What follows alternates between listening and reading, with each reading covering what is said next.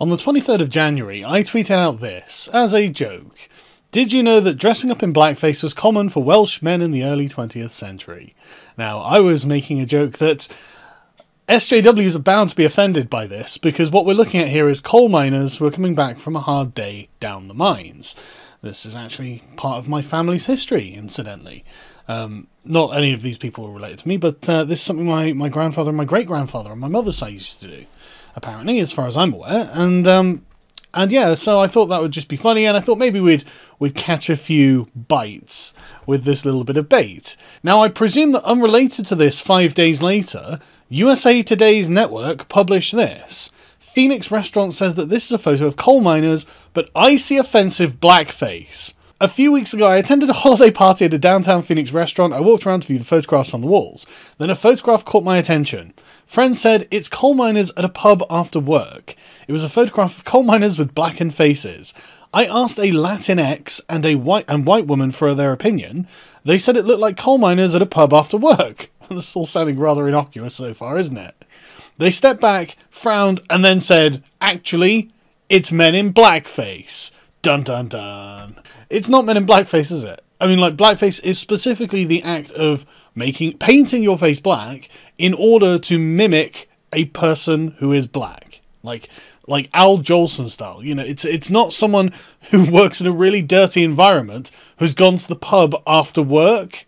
That's not what blackface is. So just because someone has black soot on their face and it appears to darken their complexion does not mean they are in blackface. I think that's an important point that the author of this article is deliberately ignoring. I asked the waitress to speak with a manager. Why? Why? Like, why? Excuse that picture of men who have gone coal mining for the day. I need to speak to the manager about that. Why? Because it's offensive. Why don't you just leave? Why don't you just leave? If you're, like, so bothered that this bar has a picture of coal miners on the wall, just fucking leave, dude. But instead, I spoke with a white restaurant owner. I explained to him why the photograph was offensive. Evidently, someone else had made a similar comment about the photograph before. Well, it just goes to show you the scale of the fucking problem, doesn't it? If you find it offensive, then tough. What happens? Nothing. Nothing happens. You'll get over it, is my stock response to people who say, well, I find this offensive. Well, you'll get over it. And if you don't, maybe you should seek therapy. Yet the photograph remained on the wall. He said he would talk to the other owners and get back to me. While leaving, I asked if he had spoken with the other owners. He had not spoken with them, but mentioned Google and said it's coal miners after work, as in, this isn't blackface, you SJW fruitcake. Who determines what's offensive? The individual.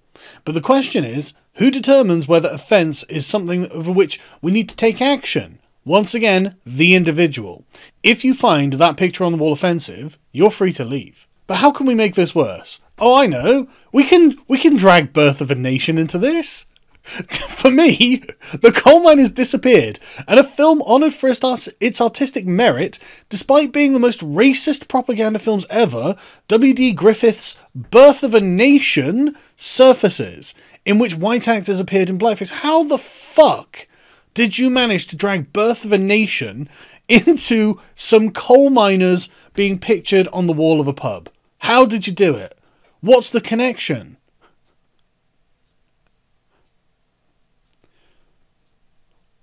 The white owner saw coal miners in the photograph, therefore it was not offensive. You saw coal miners in the photograph, you had to ask around a bit, but with enough leaps in logic, you managed to somehow connect it to a film that glorifies the KKK.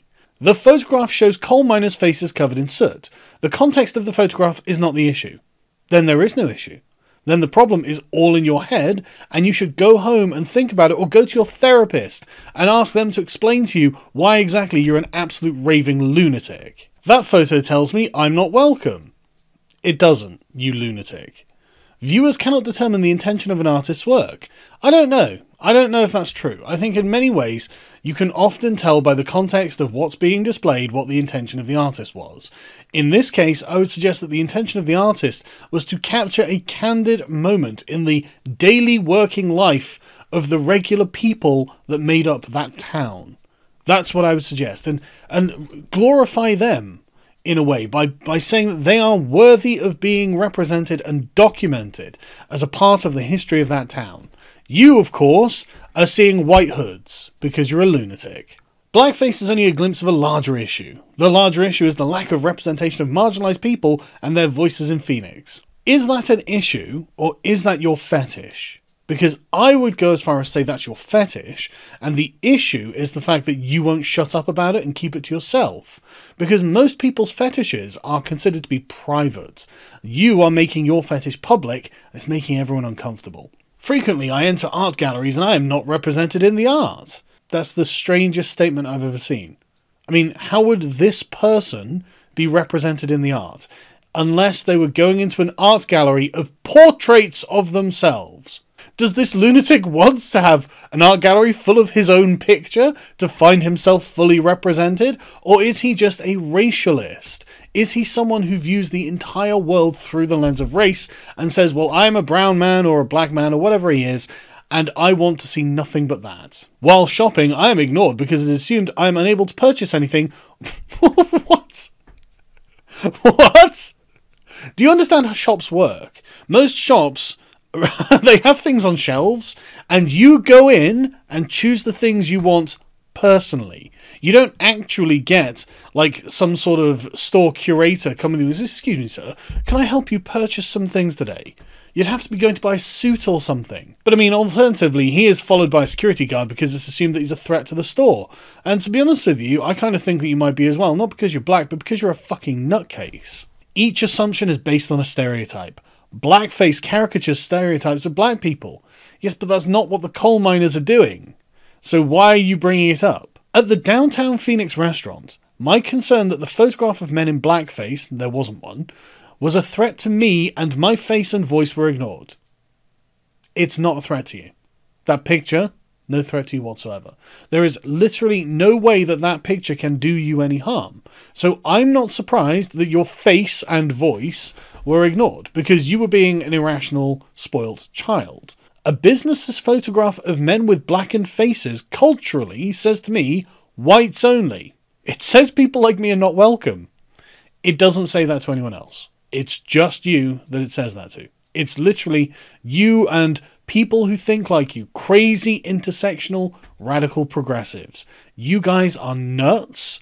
You aren't representing reality accurately. You are interpreting things in whichever way you like and turning the entire world into some kind of evil construct that's here to keep you down.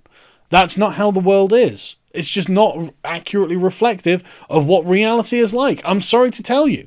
I know that you wish that you were oppressed because then you'd have something righteous to rail against, but in this case you don't. You've got absolutely nothing righteous to rail against. You are being an irrational fool. But this is the bit that really shows Rashad Thomas to be a tyrant in waiting. The operators of that downtown restaurant can choose to take the photograph down or leave it up and create a title card with an intention statement. Or they can just choose to do nothing, which is what they seem to have chosen to have done. No matter the decision, I think the photograph should be taken down, sacrificing one image for the greater good. The greater fucking good. Get bent, you fucking Stalinist.